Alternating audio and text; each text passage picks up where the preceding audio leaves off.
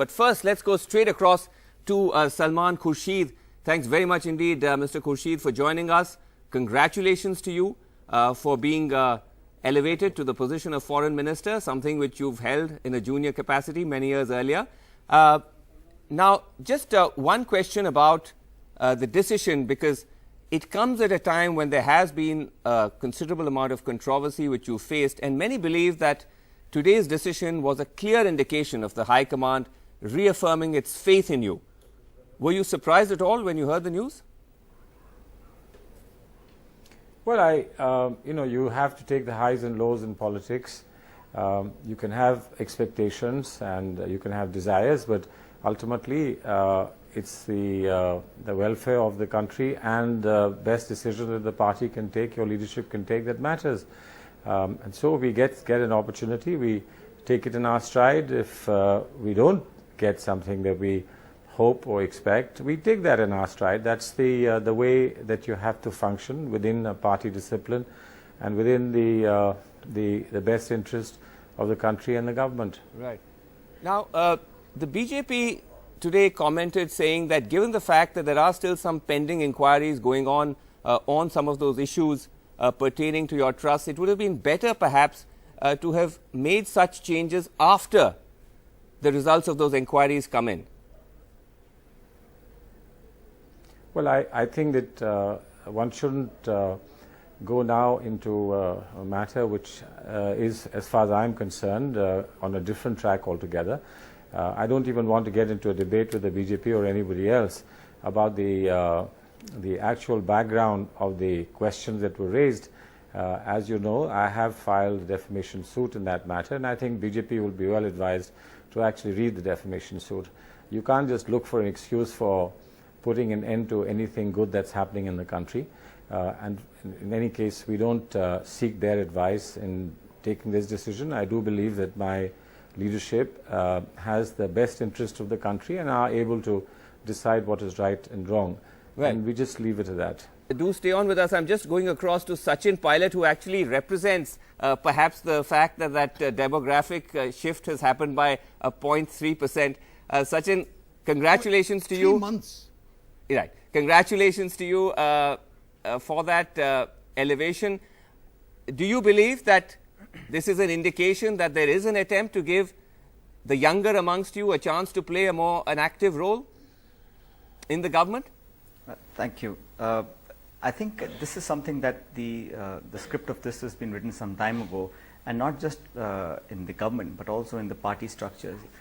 It's imperative, as you know, that politics is not static, it's dynamic, it has to change. And in the change of things, the reflection on this particular reshuffle has been that the focus has been on adjusting the younger people in government along with the people with confidence, with experience.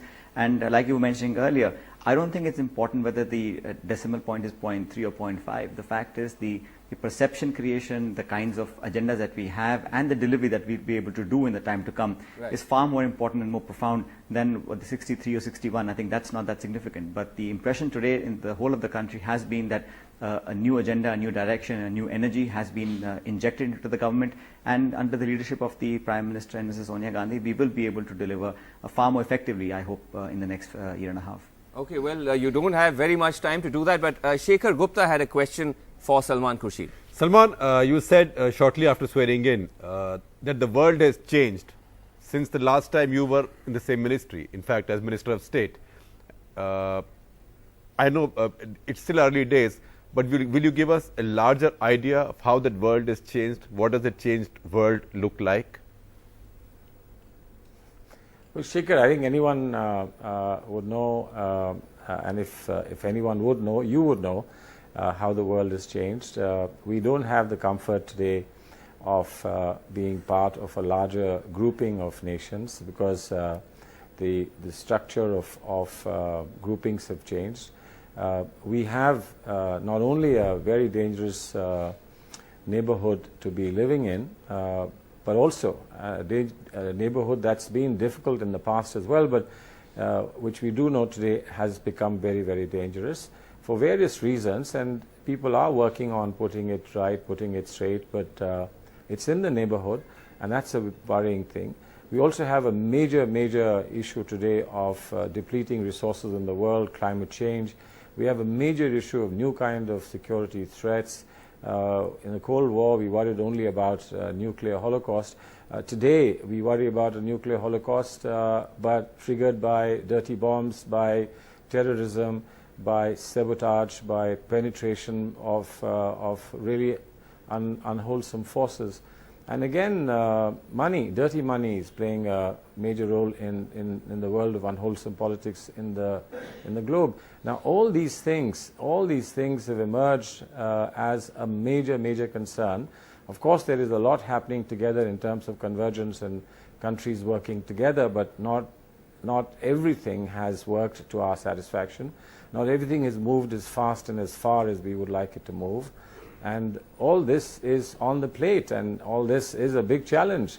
And therefore, you need to really be working on it 24/7 with the best minds, best advice that one gets from within government and from outside by people like you.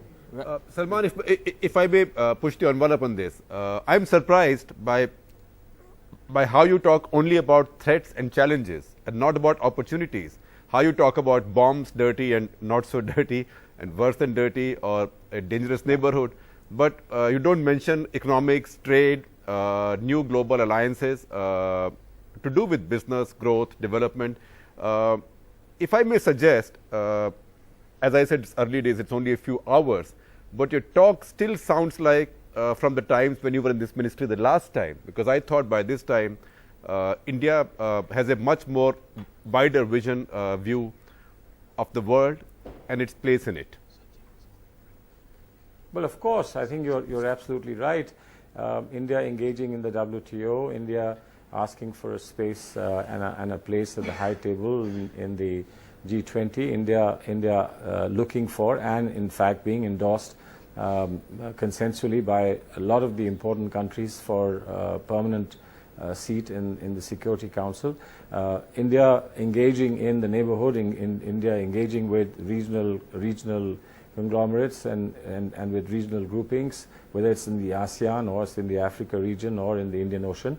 These are all very important, but frankly, I don't mind saying this, that the threats have moved much faster and look far more ominous than the opportunity that one thought would emerge out of the end of Cold War. I mean, the end of Cold War didn't finally live up to the expectation we had. Europe is in a serious crisis today as far as economics and financial issues are concerned. US is not coming out as fast out of the recession that we saw virtually shake up the whole world. So, of course, these are going to be opportunities, and India is not going to be pessimistic. But you have to be, I think, cautiously careful about making predicaments, right. And then work towards the goals that you want to achieve.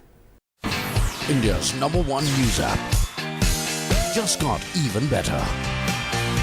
Download NDTV's new app, fully optimized for Retina display, full screen view, faster response time, and Sudoku. NDTV's new iPad app. Download now.